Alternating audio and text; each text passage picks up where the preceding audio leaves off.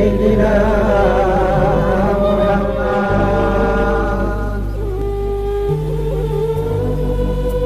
Assalamualaikum warahmatullahi wabarakatuh. Alhamdulillahirabbil alamin. Wassalatu wassalamu ala asyrafil anbiya'i wal mursalin sayyidina wa maulana Muhammad wa ala alihi wa ashabihi ajmain, amma ba'd.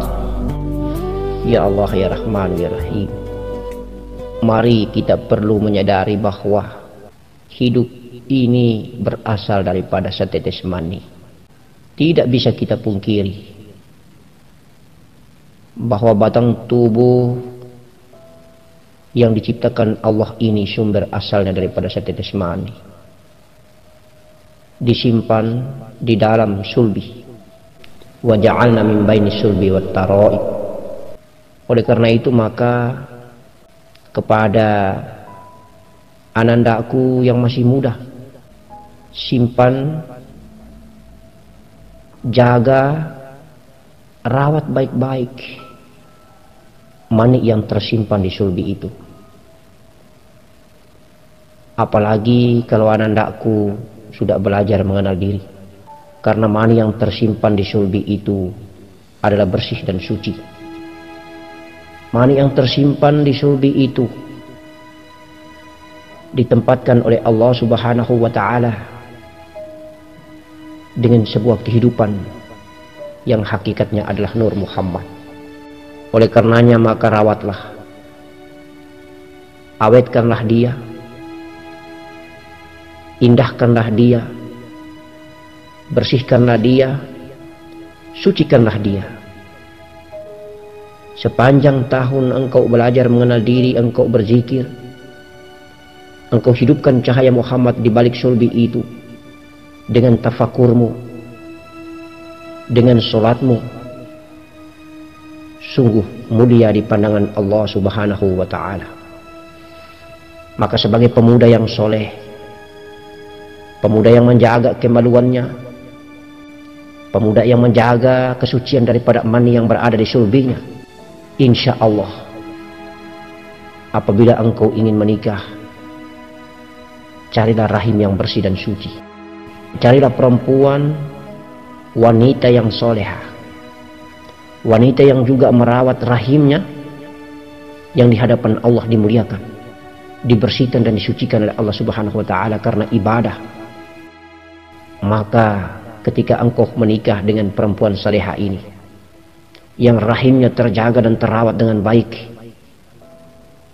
terawat dan terjaga dengan kegadisannya, engkau pun terawat dan terjaga dengan keperjagaanmu. Mani yang diamanahkan Allah Subhanahu wa Ta'ala untuk menciptakan manusia baru, untuk memproduksi manusia baru, manusia yang mulia di mata Allah. Itulah yang diharapkan Allah Subhanahu wa Ta'ala. Itulah yang diamanahkan baginda Nabi Muhammad sallallahu alaihi wasallam, sehingga ahlul bait dan turunannya tidak pernah salah menempatkan mani di balik sulbi yang suci dan mulia ini. Maka sempurnalah ketika mani yang di balik sulbi yang dimiliki seorang laki-laki pemuda yang saleh ditempatkan ketika menikah nanti pada rahim yang benar dan suci juga. Maka dua makhluk manusia ini menjadi pengamal-pengamal syahadat yang benar. Sebab ketika kita menikah nanti, kita diijab kabulkan dengan bertaubat istighfar, kemudian kita bersyahadat, asyhadu an la ilaha illallah wa asyhadu anna muhammadar rasulullah. Setelah kita berikrar syahadat yang mulia itu, baru kita mengamalkan, baru kita menghalalkan perjalanan mani menikah, perjalanan pertemuan alif dan ba, perjalanan proses menciptakan manusia yang baik dan benar dengan menggunakan adab dan akhlak sunnah baginda Nabi Muhammad sallallahu alaihi wasallam. Melaksanakan sholat 2 rakaat sambil berdoa meminta kiranya perjalanan ibadah batin antara suami dan istri ini terjaga dan terlindungi, ditutup dengan cahaya Muhammad, sehingga hanya Allah lah yang menyaksikan. Tak ada satu makhluk pun yang mampu menyaksikan, karena dilindungi perjalanan ibadah suami istri yang mulia dan sakral itu oleh Nur Muhammad. Hanya Allah jualah yang menyaksikan. Tetapi kalau kita berada di luar koridor dan sunnah Nabi, tata cara, adab dan akhlak kita hanya penuh dengan nafsu dan syahwat bumi, keluar daripada ilmu belajar mengenal diri ini, yang kita tidak pernah hafal dan mengetahui dan menyadari bahwa sesungguhnya sumber mani ini adalah kesucian dan kebersihan yang didatangkan oleh Allah Subhanahu wa taala, ditempatkan di tulang sulbi. Kemudian Allah menciptakan manusia baru ini dengan kesempurnaan yang lebih mulia dibandingkan dengan makhluk lain. Laqad khalaqnal insana fi ahsani taqwim. Oleh karena itu maka sesungguhnya kita telah keliru, sesungguhnya kita telah khilaf apabila kita tidak menyadari bahwa setetes mani itu adalah kehidupan. Sesungguhnya di balik mani ada sel, dan yang menghidupkan sel itu adalah Nur Muhammad. Ruh kehidupan telah dititipkan oleh Allah Subhanahu wa taala kepada ciptaannya, Ruhul Hayati. Pecahannya, kembarannya menjadi 9.999 pecahan ruh Rabbani, yang kemudian dia berwujud menjadi darah, daging, tulang, kulit, urat dan bulu, jantung, empedu limpa, hati dan paru-paru, dalam wujud dan profil raga yang begitu menarik dan sempurna. Kemudian Nur Muhammad ini hidup, bergabunglah dengan napas kehidupan yang bernama jiwa. Bergeraklah batang tubuh dan raga ciptaan yang bahan bakunya berasal dari setetes mani di balik tulang sulbi dan sel ovum, menjadi raga yang sempurna, berumur 4 bulan 120 hari ini di dalam kandungan ibu. Keluar daripada rahim itu 9 bulan 10 hari namanya, berada di alam bumi ini, diasupi dengan makanan-makanan bumi, maka mulai dikawal dengan nafsu bumi. Sehingga mari kita menyadari, jiwa yang aslinya dikawal oleh nafsu mutmainnah, nafsu rabbaniyah, kemudian setelah menjadi manusia nyata di bumi, dikawal lagi jiwa ini oleh nafsu bumi. Maka jiwa itu dikawal dua nafsu, nafsu rabbaniyah yang asli dari ketuhanan Allah, yang condong berpotensi takwa dan iman, dan nafsu bumi yang condong menuju ke nafsu kefasikan. Insya Allah hanya ada Nur Muhammad, jiwa bertambah Nur Muhammad, atau Nur Muhammad meliputi jiwa, namanya nyawa. Nyawa hanya dikawal oleh nafsu rabbaniyah dan nafsu bumi. Nafsu rabbaniyah adalah ketakwaan, iman, sementara nafsu bumi adalah kefasikan. Oleh karena itu, nafsu bumi ini yang pantas kita bersihkan dan kita sucikan. La ilaha illallah, la ilaha illallah, la ilaha illallah, la ilaha illallah, Allah Allah Allah Allah Allah Allah. Insya Allah. Nafi isbat, masuk hu, keluar Allah, masuk hu, keluar Allah, masuk hu, keluar Allah.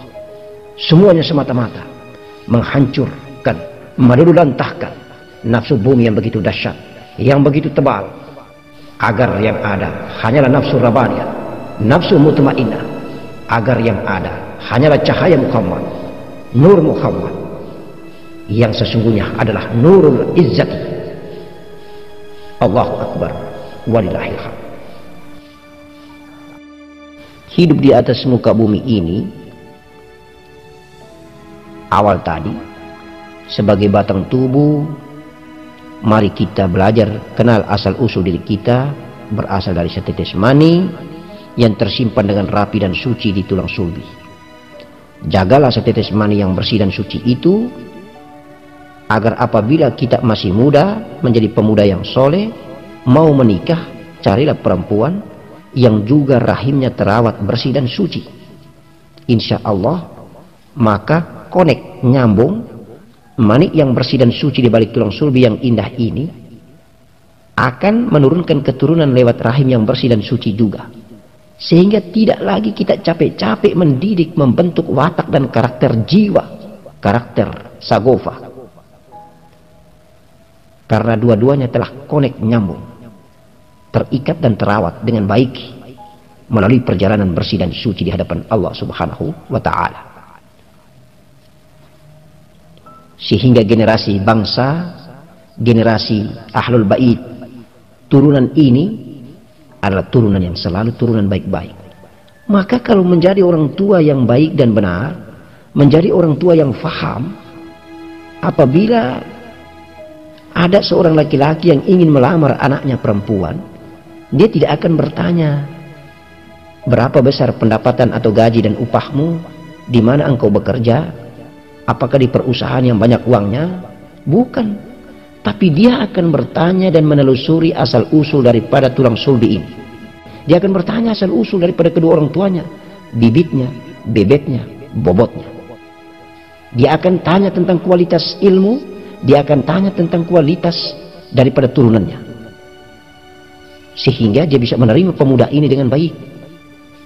Oleh karena itu maka dalam syariat diajarkan bahwa agamalah yang pertama yang menjadi alat ukur, parameter terbaik untuk menentukan sang calon ini menjadi anak mantu kita atau tidak. Nah, ini banyak orang keliru. Orang hanya melihat tentang pangkat, jabatan, materi-materi zahir dunia, tapi orang tidak pernah mau merawat tentang generasi turunan yang saleh dan soleha. Oleh karena itu maka belajar mengenal diri ini, kita bukan hanya belajar zikir, kita bukan hanya belajar tafakur, tetapi lengkap kita belajar tentang asal-usul diri kita. Maka kita tahu tentang bibit, bebet dan bobot yang sumbernya tidak lain dan tidak bukan adalah beribadah batin bersama suami istri yang sesuai dengan adab dan sunnah Nabi Muhammad sallallahu alaihi wasallam, yang sesuai dengan sunnah syariatnya dan juga sunnah hakikihnya. Karena banyak orang yang menggeluti kenikmatan biologis, tidak semua ingat pada Allah. Nafsu bumi telah menutupi otak, pikiran, akal dan angan-angannya, membuat dia lupa pada saat dia mendapatkan cicipan hadiah kenikmatan biologis itu. Dia lupa dengan Allah. Hanya hamba Allah yang belajar mengenal diri, asal usul dirinya lah yang tahu ketika zahirnya mendapatkan gelutan kenikmatan, tetapi otaknya, pikiran, hatinya, kolbinya selalu mengingat, berzikir, menyebut Allah, Allah, Allah, Allah, Allah, Allah. Sementara istrinya pun demikian. Ketika mendapatkan cicipan kenikmatan biologis, dalam hatinya, dalam otaknya, dalam fikirnya, dalam akalnya, hanya ada zikrullah, Allah, Allah, Allah, Allah, Allah. Maka perpaduan zikir antara zahir dan batin ini akan melahirkan generasi turunan dengan bahan baku mani yang saleh, dengan bahan baku ovum yang saleh, saleha. Insya Allah begitu mulia dan indah perjalanan ibadah ini apabila kita selalu belajar mengenal diri. Kita akan menjadi tahu diri, kita tidak lupa diri, kita akan menjadi mengenal Allah berada di balik diri ini, Nur Muhammad berada di balik diri ini, yang menggerakkan jiwa, nafas dan batang tubuh ini. Maka insya Allah inilah pelajaran-pelajaran penting yang perlu kita tanamkan kepada generasi penerus bangsa, agar 80% mereka beriman dan bertakwa. 20% saja hanya karena makanan dan minuman bumi yang buat mereka akan condong memilih menuju ke jalan kefasikan, kesesatan, atau bukan. Sementara 80%-nya sudah dipenuhi dengan cahaya Muhammad, nur Muhammad, nur iman, nurul qalbi, nur taqwa. Insya Allah cahaya takwa. Insya Allah indah. La haula wa la quwwata illa billahil aliyyil azim. Apabila kita belajar persis, tahu dan tahu, kenal dan kenal asal usul diri kita, yang tidak bisa kita pungkiri bahwa batang tubuh ini berasal dari sel tetes mani dan sel ovum, maka insya Allah begitu indahnya Allah menciptakan kemuliaan ini, zahir ciptaannya ini begitu indahnya. Maka kita akan menjadi merendah diri, kita akan menjadi tahu diri, kita akan menjadi hamba yang betul-betul tawadu, taat, dan kenal serta tahu ada pencipta kita yang bernama Allah, yang maha besar, yang maha kuasa, yang tidak menempati ruang dan waktu. Sebab Allah tidak bisa terjangkau oleh akal dan fikir manusia. Laisa kamitslihi syai'un qiyamuhu bi nafsihi mukhallafatun lil hawadits. Hanya titipan wakil sifatnya Nur Muhammad yang ada pada batang tubuh Adam dan turunannya. Maka insya Allah Nur Muhammad ini memiliki energi dan daya pancar yang sangat dahsyat, yang akan menuntun menjadi penuntun sejati dunia wal akhirat, yang akan membimbing, yang akan menggerakkan nafas dan jiwa, sekaligus menggerakkan batang tubuh melalui pancaran dan daya cahayanya yang dahsyat. Insya Allah, kalau kita faham dengan benar dan baik, maka sesungguhnya Nur Muhammadlah yang berjalan di atas muka bumi. Nur Muhammadlah yang mengafalkan batang tubuh ini. Nur Muhammadlah yang mengafalkan jiwa dan nafas yang keluar dari rongga hidung dan rongga mulut ini. Subhanallah, subhanallah, subhanallah, subhanallah wa bihamdi, subhanallahal azim. Sederhana sebenarnya hidup ini mengabdi kepada Allah. Hanya sholat, puasa, zikir, tafakur, dan beramal dengan akhlakul karimah. Maka batang tubuh berupaya untuk menjadi Muhammad sallallahu alaihi wasallam dalam akhlaknya. Jiwa dan nafas berupaya agar menjadi jiwa dan nafas Muhammad yang bernama Ahmad. Kemudian pancaran Nur Muhammad, sifat Allah, dan Nur Zatullah, zat yang sejati. Lengkaplah profil ketuhanan Allah dalam zatnya, sifatnya Nur Muhammad, jiwa dan nafasnya Ahmad, batang tubuhnya Muhammad sallallahu alaihi wasallam. Maka lengkaplah kehidupan kita. Tidak ada lagi yang banyak, yang ada cuma satu, Muhammad sallallahu alaihi wasallam, Ahmad dalam nafas dan jiwa, Nur Muhammad dalam sifat Allah, Nurul Izzati, zat yang tiada tetapi ada. Salli ala Sayyidina Muhammad